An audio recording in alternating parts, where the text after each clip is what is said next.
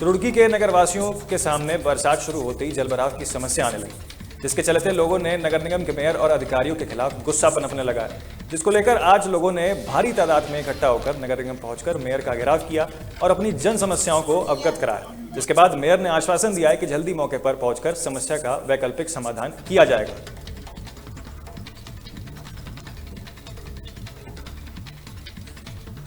Number 11 road से हूँ और हमें पानी की बहुत समस्या, पानी की निकासी नहीं है हमारी गली में।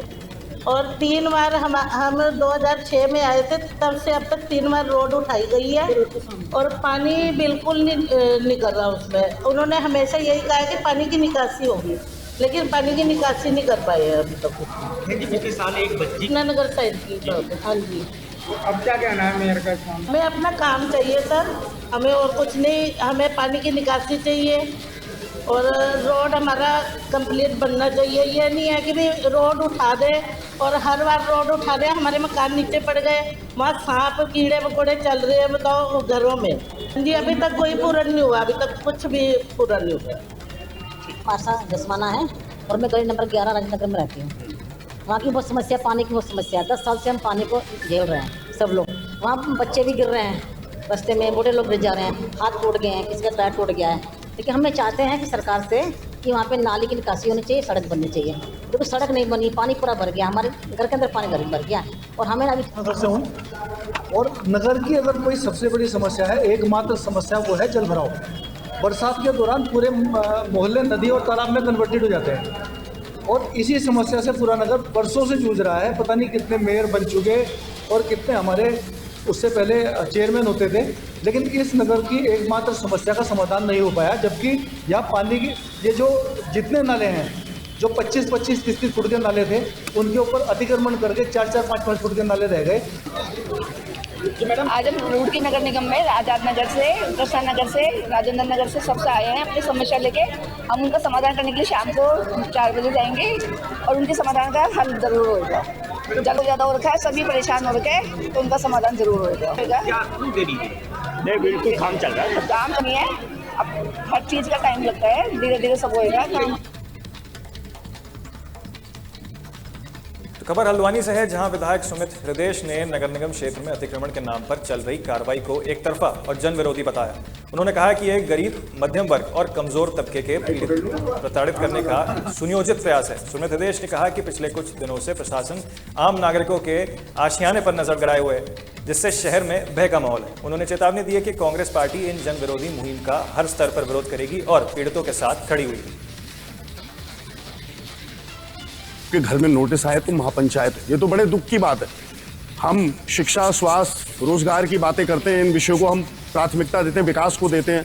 अब लोगों के घर पे ही निशान लगा के तोड़ना शुरू हो जाओगे। 50 साल पुराने, 70 साल पुराने फौज में जो लोग हैं उनके घरों पे लाल निशान लगाओगे आप, तो कहाँ तक स्वीकार करेंगे हम? तो ये सरकार का बड़ा तानाशाही रवैया जो हमारे हल्द्वानी शहर के लिए किया जा रहा है।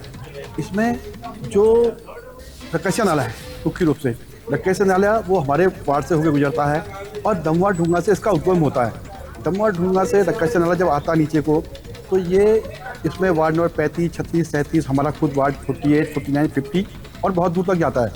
और हमने देखा कि ऐसा कि कुछ ऐसे लोगों को नोटिस आया है जहाँ पर नाले की चौड़ाई बहुत ज़्यादा है और अभी बरसात शुरू हो गई है और अभी नगर निगम ने इसकी सफाई भी कराई। हम धन्यवाद भी कहते हैं नगर निगम का कि सफाई कराई और कई घन मीटर माल वहाँ निकल रहा है अभी। प्रदेश के औद्योगिक क्षेत्र में चल रही फार्मा कंपनियों की गुणवत्ता पर एक बार फिर सवाल उठे। केंद्रीय औद्योगिक मंत्रालय ने साफ तौर पर इस रिपोर्ट के आधार पर हरिद्वार जिले में और देहरादून में चल रही दवा कंपनियों की दवाइयों के सैंपल फेल के आरोप लगाए हैं। इन दवाओं के सैंपल दूसरे राज्यों में भी भेजे गए। वही ड्रग इंस्पेक्टर अनीता भारती ने कहा कि हमारे ड्रग कंट्रोलर ने इन कंपनियों द्वारा नोटिस भेज दिया गया है, जिसके बाद अब हमें भी आदेश है कि इन कंपनियों को जाकर अपने स्तर पर कार्रवाई कर रिपोर्ट तैयार करी जाए। यानी जो अभी लेटेस्ट लिस्ट जारी की है उसी के माध्यम से अभी मैं ये बता रही हूँ कि जो है कई स्टेटों में अलग अलग जगहों पे जो सैंपल उठते हैं और उसमें जो हमारे स्टेट के भी जो सैंपल होते हैं वो बाहर जाते हैं, तो वहाँ पर वो सैंपल फेल आ जाते हैं। तो उसकी जो रिपोर्ट होती है वो सारा DCGI को भी जाता है और हमारे पास भी आता है। इसमें ये है कि हमारे ड्रग कंट्रोलर द्वारा जितनी भी ये हमारे स्टेट की जो कंपनियां हैं, मेरे डिस्ट्रिक्ट की, उन सभी को नोटिस जारी कर दिया है और रिकॉल करने के लिए भी उन्हें नोटिस दे दिया है। और हमें आदेशित किया है कि उन कंपनियों में जाकर के उनकी जो दवाइयों की जो सैंपलिंग होगी वो हम लोग करेंगे, और अगर दवाइयाँ अगर फेल आती हैं तो उसमें हमारे स्तर से भी उसमें कानून कार्रवाई की जाएगी।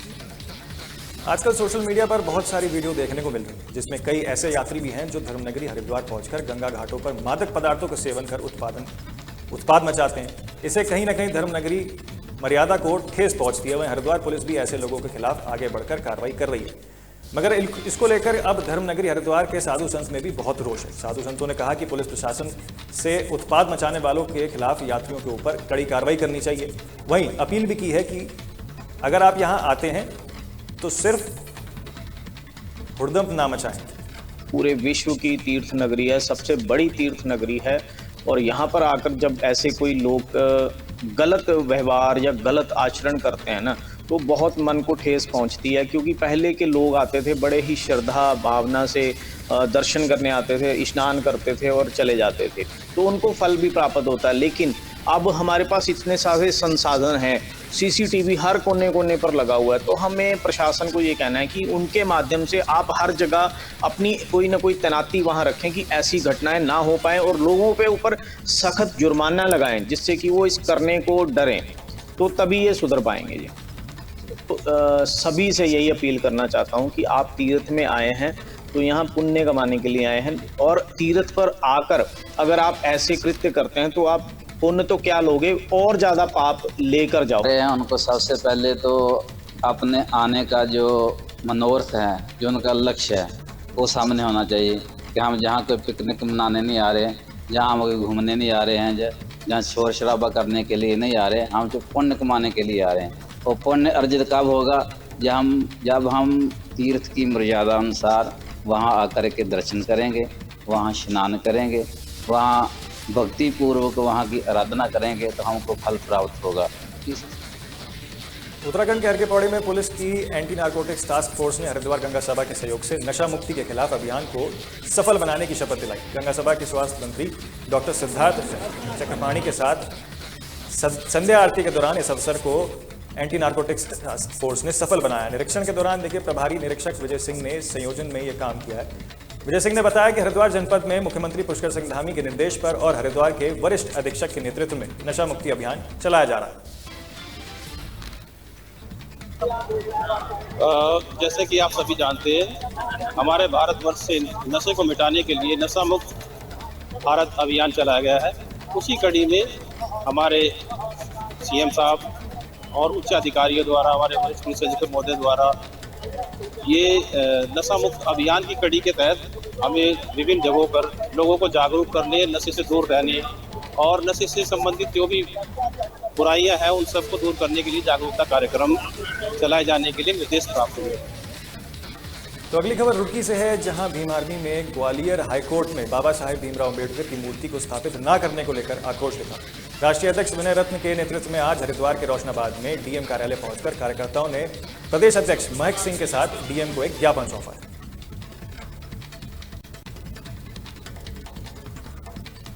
क्या वजह है? क्या हम अभी अब्दुल कलाम चौक पर खड़े हैं और आज 24 तारीख है। 24 तारीख का हम लोगों के द्वारा एक आह्वान किया गया था कि डीएम कार्यालय पर ग्वालियर हाई कोर्ट में जो बाबा साहब डॉक्टर अम्बेडकर साहब की प्रतिमा को लेकर विवाद चल रहा है, कुछ गलत विचारधारा के लोग लगातार बाबा साहब डॉक्टर अम्बेडकर साहब जैसी शख्सियत का विरोध कर रहे हैं, उनकी प्रतिमा का विरोध कर रहे हैं। आज हम लोग डीएम कार्यालय रोशनाबाद पहुँच रहे हैं, ज्ञापन के माध्यम से अपनी बात रखेंगे कि बाबा साहब डॉक्टर अम्बेडकर साहब की प्रतिमा को सह सम्मान ग्वालियर हाई कोर्ट में स्थापित कराया जाए, अन्यथा ये बहुजन समाज जिस तरह से 2 अप्रैल भारत बंद में सड़कों पर था, बाबा साहब डॉक्टर अम्बेडकर साहब के सम्मान में आज तो हम शांतिपूर्ण तरीके से अपना ज्ञापन देने के लिए जा रहे हैं।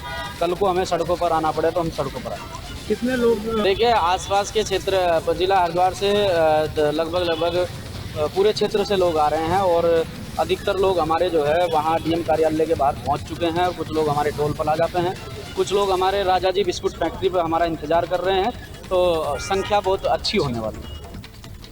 तो फिलहाल के लिए खबर उत्तराखंड में इतना ही। बाकी हर छोटी बड़ी खबर के लिए आप देखते रहिए तहलका डिजिटल। नमस्कार।